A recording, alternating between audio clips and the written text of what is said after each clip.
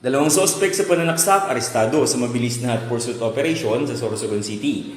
Mariing kinundina ng Sorsogon Police Provincial Office ang karumal-dumal na insidente ng pananaksak na nagresulta sa pagkasawi ng isang residente sa Barangay Kapuy, Sorsogon City. Agad namang rumisponde ang mga operatiba ng kapulisan kasunod ng insidente dahilan upang may sagawa ang isang mabilis na hot pursuit operation.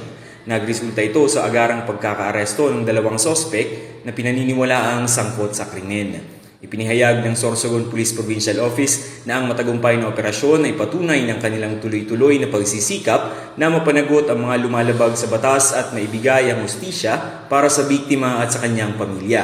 Tiniyak din ng pamunuan ng pulis kasanggayahan na lalo pang paiigtingin ang police visibility, intelligence operations at pakikipag-ugnayan sa komunidad upang maiwasan ang kahalintulad na insidente sa lalawigan. Binigyang din nito na hindi kukonsintihin ng kapulisan ang anumang uri ng karahasan.